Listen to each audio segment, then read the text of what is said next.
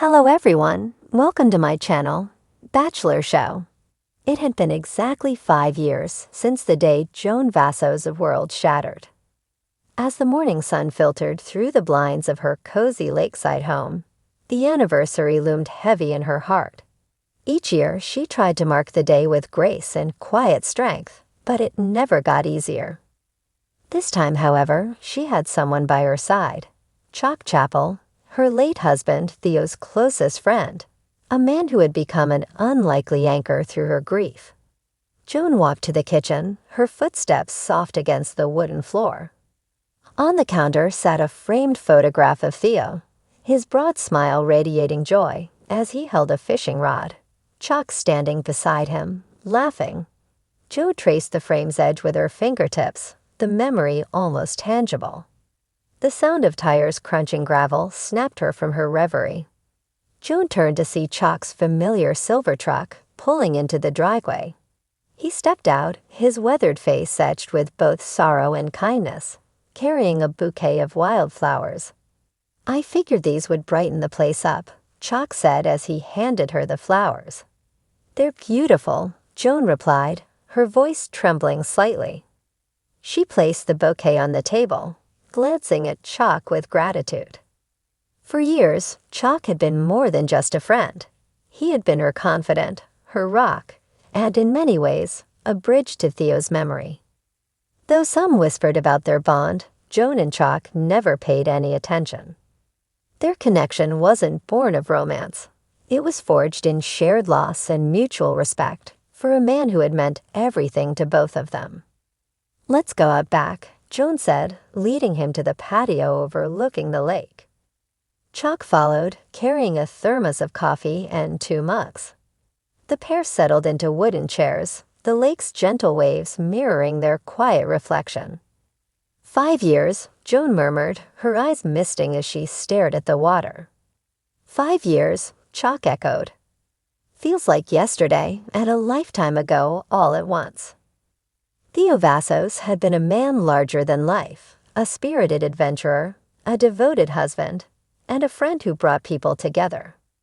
His death had been sudden and cruel, a boating accident that left Joan stunned, and Chock grappling with survivor's guilt. The two men had been inseparable on that fateful day, sharing laughter and stories, as they always did. But when the storm came, everything changed in an instant. "I remember how angry I was at you," Joan admitted, her voice steady but soft. Chock nodded, his gaze fixed on the horizon. "I was angry at me too, Joan. For a long time." The silence that followed was heavy but not uncomfortable. Over the years, they had learned how to sit with their grief, to let it breathe without overwhelming them. "You know," Joan began after a while, "Theo always said you were the bravest man he knew." "He admired you, Chock." Chock's throat tightened. "He said the same about you, Joan.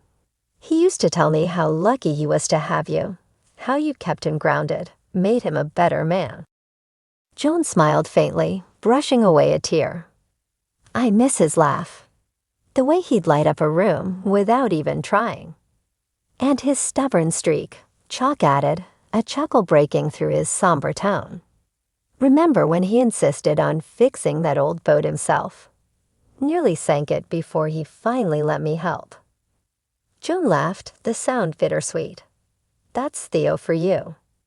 They fell into an easy rhythm, sharing stories about Theo that brought both laughter and tears. It was these moments, Joan realized, that kept her connected to her late husband. Through Chock, she could relive the joy Theo had brought to their lives, and through her, Chock found a way to honor his best friend's memory.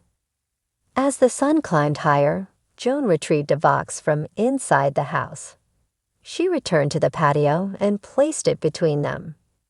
"I found this in the attic last week," she said. Chock opened the box carefully, revealing a collection of Theo's belongings, photographs, handwritten notes, and little trinkets that told the story of his life.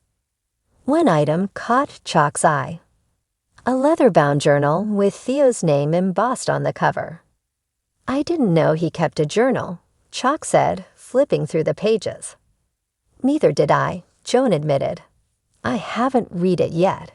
I thought maybe we could do it together. Chock nodded, his expression solemn. He began reading aloud, Theo's voice coming to life through his words. July 15th, Chock read. Chock and I took the boat out today. The water was calm, the air crisp. I couldn't stop thinking about how lucky I am to have these moments, simple, beautiful, and shared with people I love. Joan closed her eyes, letting the words wash over her. She could almost hear Theo's voice, warm and full of life.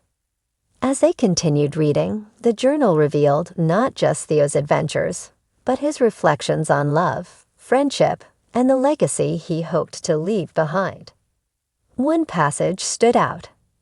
If anything ever happens to me, I want Joan to know how much she means to me.